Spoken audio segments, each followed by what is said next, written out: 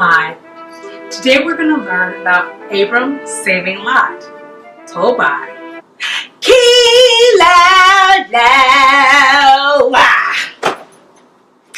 Okay, so where we last left it, Abram was in Canaan and Lot and his family was outside of Sodom, but not in Sodom, even though they thought Sodom was going to be straight. Well, they ended up in Sodom, the place that he thought was all super friendly and great. Yeah.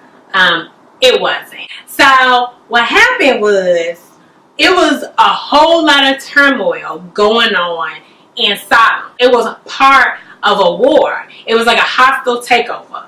It's two groups of kings. It was like 4 kings versus 5 kings.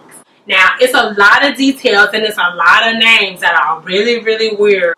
I was like, who names their kids these things? So, to help you understand, I've done a little diagram for your convenience. You're welcome.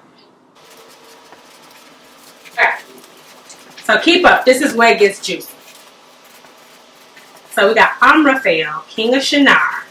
We got Ariarch, king of El-Lasar.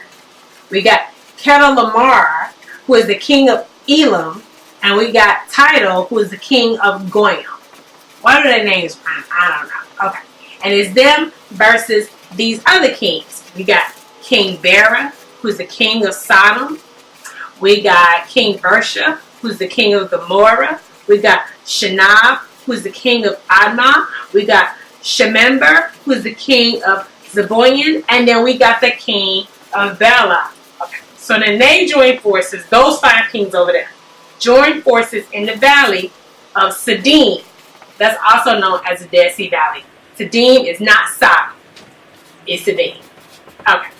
It's a lot of tar pits and all that in there. Anyway, they were under the thumb of Kedorlaomer. Kedorlaomer. They were under the thumb of Kendrick Lamar. Let's just say that, okay? They was under the thumb of Kendrick Lamar. And they had been under the thumb of Kendrick Lamar for like 12 years. And then after the 13th year, they was like, bump this, and they rebelled against him.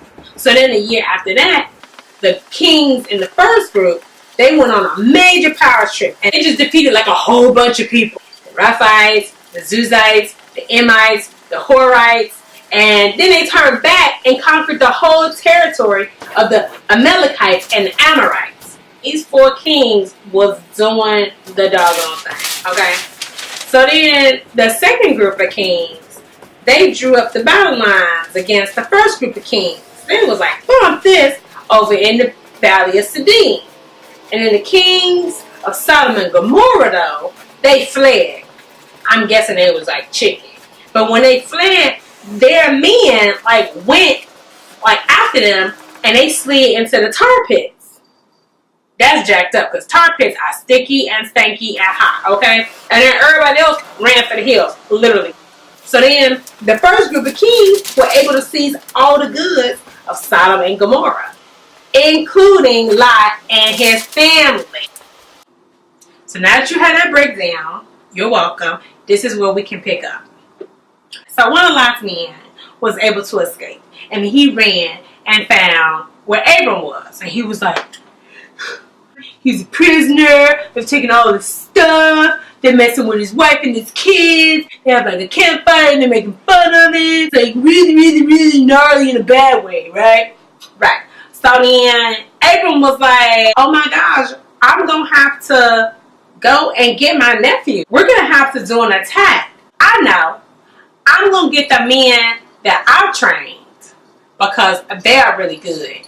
And we're going to attack the 4 kings and all of their armies. And we'll totally conquer them. All 318 of my men. That's not a lot of men for 4 kings and all their armies. But so then they went, right? And they attacked from all angles at night. And he's like, you got to have faith in God and you got to fight. Fight. It was like 300 up in this piece. Literally, because it was like 318 people. He was like, give me my nephew back. He attacked them and he defeated them. Because he had God on his side. Like, that was the point. He was able to take back all of Lot's possessions, all the women, some other folks, other things. Lot, he was able to take them all and rescue all of them from these 4 kings and all their armies. It was like awesome, right? After that, guess who come rearing a little crazy chicken head? The king of Sodom. Talking about, thank you. Talk to the hand, whatever. Really? You ain't even do nothing. You wouldn't even know. But then the king of Salem, Melchizedek, comes. He is like the priest of the Most High God. So he comes with like wine and bread to thank them for everything that they did and all that, right? Kind of dope that he was there. I was like, oh, Melchizedek. So then Abram paid 10% of everything that he took, like during the whole like acquisition. So then the king of Sodom don't say, how about you give me my people back and you can keep everything for yourself? Abram was like, no, I have been told not to take a penny from you. I can't take a piece of thread from you. Anything above and beyond what I use and what my men and my allies have earned by coming and saving y'all. Because it can never be said. When I tell you never, I mean never. Like not ever, never, ever, ever be said that I am rich because of Sodom. Sashay? Ouch much? The king of Sodom was like, you ain't be all funky about it. I was just asking. It was just a suggestion. So then they went off. And then after that, Abram's like looking up at the sky, chilling and enjoying the midnight air. And God comes and he's like, Abram, you need to know that I got your back and I am your shield. Abram was like, well, I'm glad you got my back and everything, but what good is it doing me? I mean, what can you give me? Because I ain't got no kids. So it's obvious that my servants are the ones that's going to be the heir of like all my inheritance and stuff. When I pass on, I'm like in my 80s at this point. Like, for real, whatever. And the guy was like, look, didn't I tell you that you was going to be the man of many nations? I said you was going to be the man of many nations. Not your servant, not your Facebook chat buddies. You going to pop a shouty on your own.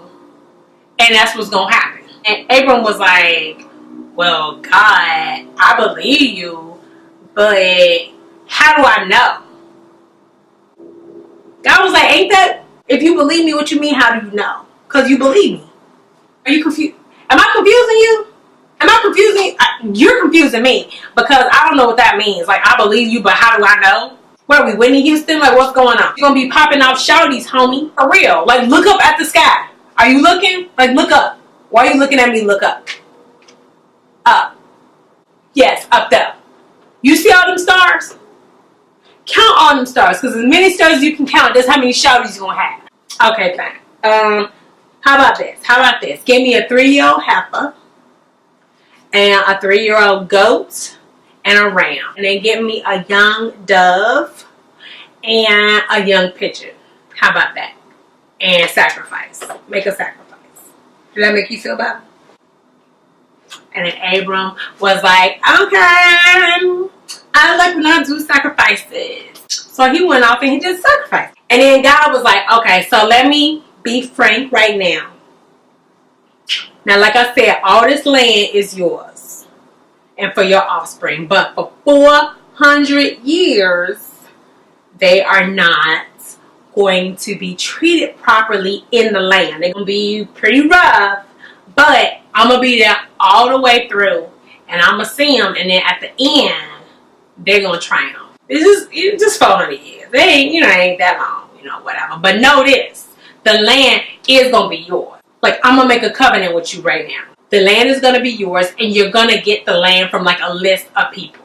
I'm going to name these people for you. The Kenites, the Canaanites, the Camarites, the Hittites, the Perizzites, the Amorites, the Raphites, the Canaanites, the Girgashites, and the Jebusites. No wonder it took 400 years. And that is the story of how Abram saved Lot. Thank you.